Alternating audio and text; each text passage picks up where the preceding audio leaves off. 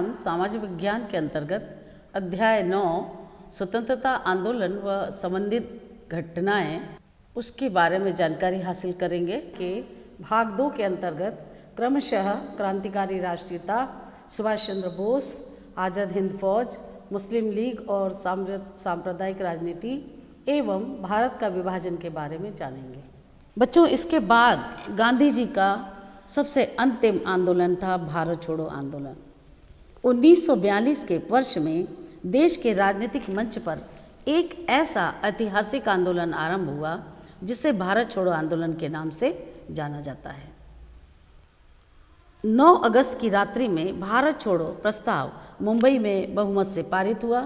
गांधी जी ने इस अवसर पर कहा कि प्रत्येक भारतवासी को चाहिए कि वह अपने आप को स्वाधीन मनुष्य समझे, उसे स्वाधीनता की यथार्थता पूर्ण प्राप्ति अथवा उसके हेतु किए गए प्रयत्न में मर मिटने को तत्पर रहना चाहिए।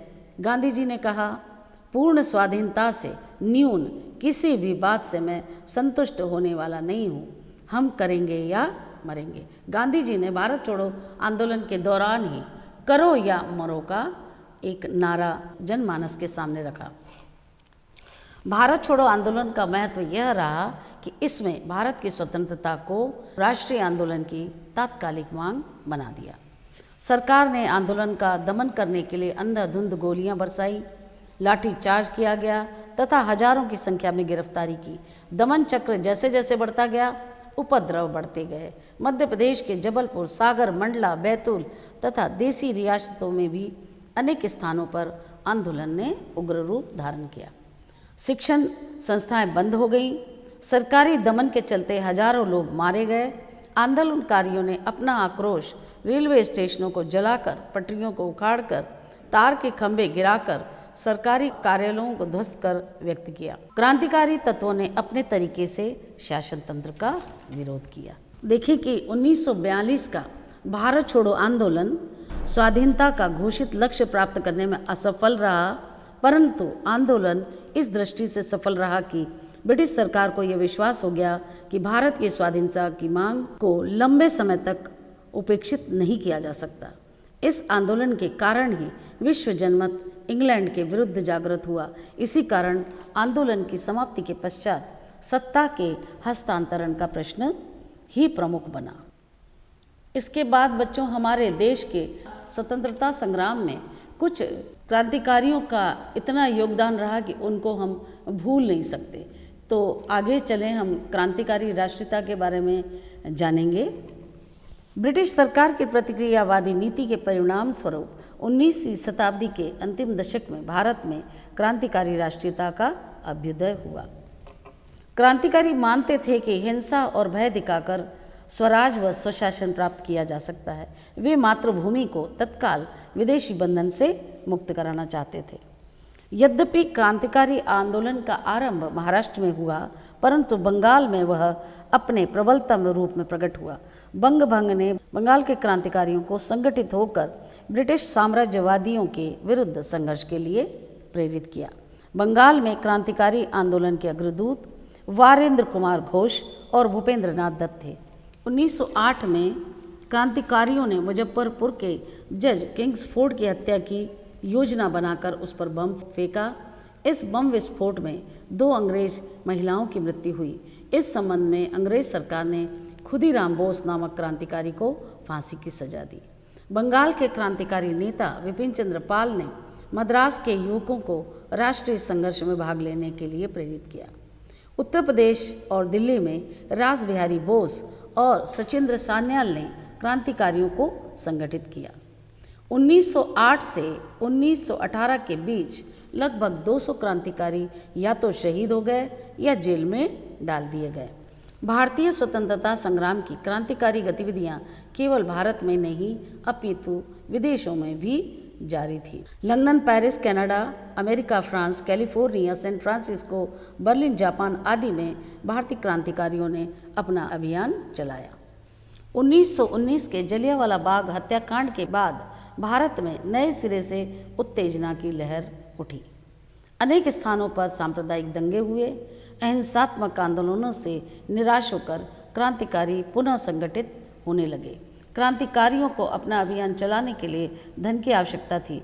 इस उद्देश्य की पूर्ति के लिए क्रांतिकारियों ने सरकारी खजाने को लूटने की योजना बनाई और 9 अगस्त 1925 को क्रांतिकारियों ने लखनऊ के निकट काकोरी नामक स्थान पर गाड़ी रोककर सरकारी खजाना लूट लिया। बाद में अंग्रेजों ने 40 लोगों पर खजाने की लूट का मुकदमा चलाया और उन्हें गिरफ्तार किया। इस घटना में रामप्रसाद बिस्मिल, राजेंद्र लाहौटी, रोशन सिंह और अशफाकुल्ला खां की विशेष भूमिका रही, इसलिए बाद में उन्हें फांसी के तख्ते पर लटका दिया गया। उत्तर भारत में क्रांतिकारी आंदोलन का नेतृत्व सरदार भगत सिंह, बटुकेश्वर दत्त और राजगुरु ने किया। ब्रिटिश सरकार पब्लिक सेफ्टी बिल पास कराना चाहती थी। क्रांतिकारियों ने इस बिल को रुकवाने के लिए केंद्रीय असेंबली में बम फेंकने की योजना बनाई। जब 9 अप्रैल 1929 को इस बिल पर असेंबली में चर्चा चल रही थी, भगत सिंह ने असेंबली में बम फेंक दिया। क्रांतिकारियों का उद्देश्य किसी की हत्या करना नहीं था, अपितु वे अपनी आवाज़ सरकार तक पहुंचाना चाहते थे। बाद में भगत सिंह तथा बटुकेश्वर दत्त पर मुकदमा चलाया गया। 23 मार्च 1931 को ब्रिटिश सरकार द्वारा सरदार भगत सिंह, राजगुरु और सुखदेव को फांसी के तख्ते पर लटका दिया गया। 1928 में लाहौर में साइमन वापस जाओ आंदोलन लाला लाजपत राय के नेतृत्व में शुरू हुआ। पुलिस से हुई झड़प के बाद लाला जी की मृत्यु हो गई, जिससे क्रांतिकारी भड़क गए और पुलिस अधिकारी सॉन्डर्स की हत्या कर दी। उत्तर भारत में क्रांति की बागडोर चंद्रशेखर आज़ाद, यशपाल और भगवती चरण के हाथों में आ गई। क्रांतिकारियों ने अंग्रेजी हुकूमत से बदला लेने के लिए वाइसराय लॉर्ड इरविन की ट्रेन को उड़ाने की योजना बनाई। बम का विस्फोट हुआ, किंतु वाइसराय बाल बाल बच गया। चंद्रशेखर आज़ाद ने इलाहाबाद के अल्फ्रेड पार्क में क्रांति की योजना बनाने के लिए 27 फरवरी 1931 में क्रांतिकारियों की एक बैठक बुलाई, किंतु दुर्भाग्य से अंग्रेज पुलिस ने उन्हें घेर लिया। आज़ाद ने अंतिम क्षण तक अंग्रेजी सिपाहियों से लोहा लिया, किंतु जब उन्हें लगा कि वे बच नहीं पाएंगे तो उन्होंने स्वयं को गोली मार ली और अंततः वे वीर गति को प्राप्त हुए। क्रांतिकारी आंदोलन में भारतीय वीरांगनाओं की भूमिका भी महत्वपूर्ण रही, जिसमें सुशीला देवी, श्रीमती दुर्गा देवी, प्रेमवती आदि महिलाओं ने आंदोलन में बढ़ चढ़कर हिस्सा लिया। क्रांतिकारियों का अपना कोई निजी स्वार्थ नहीं था, इसलिए भारतीय जनमानस में उनके लिए एक विशेष सम्मान था। क्रांतिकारियों का त्याग और बलिदान युवाओं में प्रेरणा का काम कर रहा था। क्रांतिकारियों को फांसी पर लटकाए जाने से पूरे देश में उत्तेजना फैल जाती थी। क्रांतिकारियों के रक्त से राष्ट्रीयता और देशभक्ति की भावना जागृत होती थी। इससे जन जागरण का वातावरण बना। भारत की आज़ादी में आज़ाद हिंद फौज और भारतीय नौसेना के विद्रोह का भी महत्वपूर्ण स्थान है। सुभाष चंद्र बोस और आज़ाद हिंद फौज। सुभाष चंद्र बोस, जिन्हें हम सम्मान से नेताजी कहते हैं, असहयोग आंदोलन के समय गांधी जी के संपर्क में आए। जब चित्तरंजन दास द्वारा स्वराज दल की स्थापना की गई तो वे उसमें सम्मिलित हो गए। वे 1937 और 1938 में कांग्रेस के अध्यक्ष भी निर्वाचित हुए। 1939 में जब वे दूसरी बार अध्यक्ष बने तब गांधी जी और सुभाष चंद्र बोस में मतभेद हो गया और अंततः उन्होंने अध्यक्ष पद से त्यागपत्र दे दिया तथा 1939 में फॉरवर्ड ब्लॉक संगठन की स्थापना की।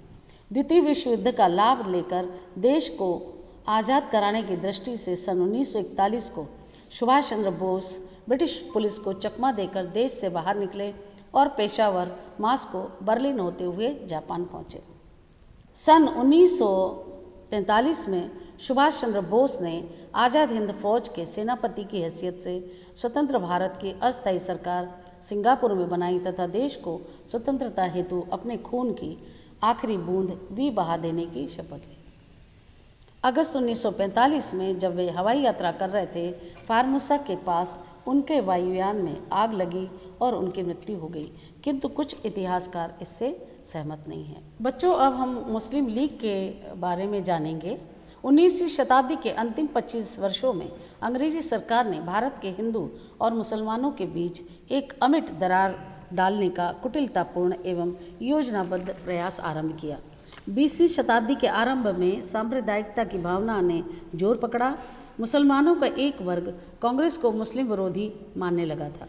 ब्रिटिश सरकार के संकेतों को देखते हुए मुसलमानों का एक शिष्टमंडल अक्टूबर 1906 में आगा खां के नेतृत्व में भारत के वाइसराय लॉर्ड मिंटो से मिला और एक स्मृति पत्र प्रस्तुत कर कुछ मांगे रखी। मांगों में मुसलमानों के लिए अलग निर्वाचन क्षेत्र, विधानमंडलों में मुसलमानों को अधिक स्थान, सरकारी नौकरियों और विश्वविद्यालयों की स्थापना में रियायतें और गवर्नर जनरल की परिषद में मुसलमान प्रतिनिधि की नियुक्ति का आग्रह था। अंततः लॉर्ड मिंटो भारत में मुस्लिम सांप्रदायिकता का जनक बना। अंग्रेजों के प्रेशर से कट्टरवादी मुसलमानों ने 30 दिसंबर 1906 को अखिल भारतीय मुस्लिम लीग की स्थापना की। उन्होंने 1907 के लखनऊ अधिवेशन में लीग के संविधान को भी लागू किया। सांप्रदायिक राजनीति का विकास कैसे हुआ बच्चों देश में, देखें हम। 1909 में मार्ले मिंटो सुधारों ने सांप्रदायिक निर्वाचन प्रणाली की शुरुआत की। मुस्लिम मतदाताओं के लिए अलग से निर्वाचन प्रणाली बनाई गई। असहयोग आंदोलन के स्थगित हो जाने के बाद सांप्रदायिक एकता का आधार समाप्त हो गया। 1922 से 1927 के बीच कई सांप्रदायिक दंगे हुए। मार्च 1927 में कांग्रेस व लीग के नेता हिंदू मुस्लिम एकता पर विचार मंथन करने एकत्रित हुए। इस बैठक में लीग में फूट पड़ गई और नाराज लीग के नेता जिन्ना लंदन चले गए। कुछ समय बाद मुस्लिम लीग के वरिष्ठ नेता के निधन के कारण जिन्ना पुनः भारत आए और मुस्लिम लीग का नेतृत्व संभाला। 16 अगस्त 1932 को ब्रिटिश प्रधानमंत्री मैकडोनाल्ड ने सांप्रदायिक पंचाट प्रकाशित कराया, जिससे हिंदू मुस्लिम एकता को गहरा धक्का लगा। 1937 के चुनाव में कांग्रेस को बड़ी सफलता मिली, जबकि मुस्लिम लीग की हालत बहुत खराब हुई। चुनाव के बाद कांग्रेस और लीग के बीच संबंधों में कटुता आ गई। जब 3 सितंबर 1939 को द्वितीय विश्व युद्ध आरंभ हुआ, ब्रिटिश सरकार ने कांग्रेसी मंत्रिमंडल को विश्वास में लिए बिना भारत को युद्ध में सम्मिलित कर लिया। कांग्रेस ने इस बात का विरोध किया। कांग्रेस चाहती थी कि पहले ब्रिटिश सरकार युद्ध के उद्देश्य और भारत की स्वाधीनता पर अपने विचारों को स्पष्ट करे। जब ब्रिटिश सरकार ने ऐसा कुछ नहीं किया तो 8 प्रांतों के कांग्रेसी मंत्रिमंडलों ने इस्तीफा दे दिया। इधर इस घटना से प्रसन्न जिन्ना आह्वान पर मुस्लिम लीग ने 22 दिसंबर 1939 को मुक्ति दिवस के रूप में मनाया। मुस्लिम नेताओं के मन में पाकिस्तान की स्थापना का विचार अचानक उत्पन्न नहीं हुआ था, अपितु यह धीरे धीरे विकसित हुआ। पूर्व में राष्ट्रवादी मुसलमान रहे मोहम्मद जिन्ना भी अंततः सांप्रदायिक बन गए और अक्टूबर 1938 में उन्होंने द्विराष्ट्र सिद्धांत की मांग की। 1941 में मुस्लिम लीग ने मद्रास अधिवेशन में पाकिस्तान के निर्माण को अपना मुख्य लक्ष्य बनाया। 1942 में क्रिप्स मिशन ने आग में घी का काम करते हुए पाकिस्तान की मांग को प्रोत्साहित किया और इस तरह अंततः भारत विभाजन पर कांग्रेस को आम सहमति बनानी पड़ी। क्रिप्स प्रस्ताव क्या था बच्चों, देखें। द्वितीय विश्व युद्ध में भारतीयों का सहयोग प्राप्त करने की इच्छा, युद्ध के मोर्चों पर मित्र राष्ट्रों की स्थिति खराब होना तथा विश्व जनमत के दबाव के कारण ब्रिटिश सरकार ने क्रिप्स को भारत भेजा। क्रिप्स ने 22 मार्च 1942 को भारत पहुंचकर सभी प्रमुख राजनीतिक दलों से विचार विमर्श किया। क्रिप्स के प्रस्ताव कांग्रेस को संतुष्ट नहीं कर सके, क्योंकि इसमें युद्ध के बाद औपनिवेशिक स्वराज देने की बात कही गई थी, जबकि कांग्रेस की मांग पूर्ण स्वराज की थी। इसके बाद लॉर्ड वावेल अक्टूबर 1943 में गवर्नर जनरल बनकर भारत आए। वावेल भारत के वैधानिक गतिरोध को हल करना चाहता था। वावेल ने जो योजना प्रस्तुत की उस पर विचार करने के लिए भारतीय नेताओं का एक सम्मेलन शिमला में बुलाया गया। सम्मेलन लीग की असहयोग के कारण असफल हुआ। इसकी असफलता के बाद इंग्लैंड की नई मजदूर दल की सरकार ने भारत की स्थिति की ठीक से जानकारी लेने के लिए एक शिष्टमंडल भेजा। ब्रिटिश संसदीय शिष्टमंडल ने अपनी रिपोर्ट में भारत में सत्ता को तुरंत हस्तांतरित किए जाने की अनुशंसा की। इस स्थिति में ब्रिटिश प्रधानमंत्री लॉर्ड एटली ने कैबिनेट मिशन भारत भेजा। कैबिनेट मिशन ने भारत के भावी स्वरूप को निश्चित करने वाली एक योजना 16 मई 1946 को प्रस्तुत की। योजना के 2 मुख्य भाग थे। अंतरिम सरकार की स्थापना की तत्कालिक योजना तथा संविधान निर्माण की दीर्घकालीन योजना। 6 अगस्त 1946 को वाइसराय ने कांग्रेस अध्यक्ष जवाहरलाल नेहरू को अंतरिम सरकार के निर्माण में सहयोग के लिए अनुरोध किया। 2 सितंबर 1946 को जवाहरलाल नेहरू के नेतृत्व में अंतिम सरकार ने शपथ ली। सरकार को सुचारू रूप से कार्य करते देख लीग ने सरकारी कार्यों में अवरोध डालने की नियत से अंतरिम सरकार ने स्वीकार किया। इससे वातावरण खराब हुआ। सरकार ने दोनों पक्षों में समझौता कराने के प्रयास किए, परंतु लीग की दबाव नीति के कारण समझौता नहीं हो सका। इसके बाद भारत की स्वतंत्रता की योजना को मूर्त रूप देने के लिए माउंटबेटन भारत आए और उन्होंने क्या योजना भारत के समक्ष रखी उसको देखिए। 23 मार्च 1947 को लॉर्ड बॉवेल के स्थान पर लॉर्ड माउंटबेटन नया गवर्नर जनरल बनकर भारत आए। ब्रिटिश सरकार ने उन्हें पूर्ण अधिकार देकर भारत भेजा था, जिससे वे कैबिनेट योजना के अनुसार गठित संविधान सभा के माध्यम से भारतीयों को शासन सत्ता सौंप सके। कांग्रेस के नेता विभाजन नहीं चाहते थे, परंतु लीग विभाजन के अलावा और कोई बात करने को तैयार नहीं थी। अंततः सांप्रदायिक पागलपन के ज्वार के समक्ष विवश होकर कांग्रेस को भारत विभाजन की सहमति देना पड़ी। माउंटबेटन ने जो योजना प्रस्तुत की उसके अनुसार भारत तथा पाकिस्तान में विभाजित किए जाने तथा सत्ता का हस्तांतरण 15 अगस्त 1947 को करने संबंधी प्रावधान किया गया। योजना में पंजाब, बंगाल, सिंध, आसाम, बलूचिस्तान के विषय में स्पष्ट नीति निर्धारित की गई। माउंटबेटन की योजना को कांग्रेस ने स्वीकृति प्रदान की। इसके बाद भारतीय स्वतंत्रता अधिनियम 1947 भी भारतीय जनता के सामने आया। माउंटबेटन की योजना अनुसार अंग्रेज सरकार ने हस्तांतरण की कार्यवाही को पूर्ण करने के लिए भारतीय स्वतंत्रता अधिनियम का प्रारूप तैयार किया। इस स्वतंत्रता अधिनियम 1947 के प्रमुख प्रावधान थे। भारतीय स्वतंत्रता अधिनियम 1947 के प्रमुख प्रावधान थे: पहला, भारत को 2 अधिराज्यों भारत और पाकिस्तान में बांटना था। गवर्नर जनरल ने 15 अगस्त 1947 को भारत का दायित्व भारतीय नेताओं को सौंपा जाना तय किया। अधिनियम के अनुसार प्रत्येक अधिराज्य में एक गवर्नर जनरल होगा, जिसकी नियुक्ति ब्रिटिश सम्राट करेंगे। तीसरा, दोनों अधिराज्यों की सीमाएं निर्धारित की गई। चौथा, दोनों अधिराज्यों की संविधान सभाओं को अपना संविधान बनाने का अधिकार होगा। जब तक दोनों राज्य नया संविधान नहीं बना लेते, तब तक 1935 के भारत शासन अधिनियम के द्वारा ही शासन होना था।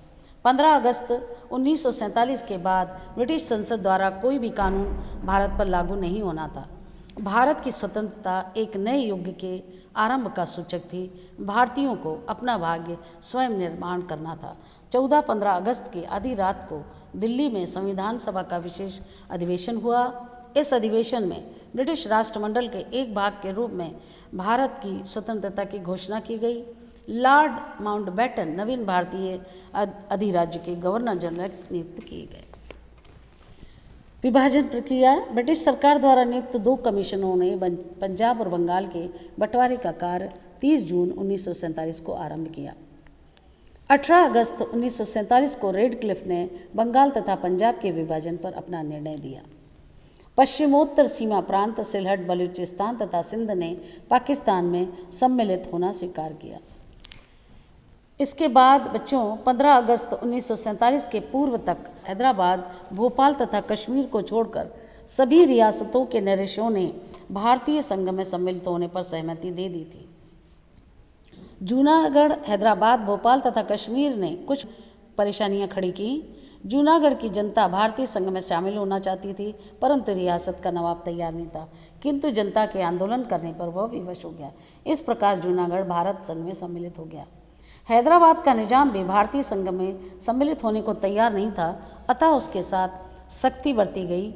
हैदराबाद की सेना तथा रजाकारों को समर्पण करना पड़ा और भारत सरकार ने हैदराबाद का शासन अपने हाथ में ले लिया।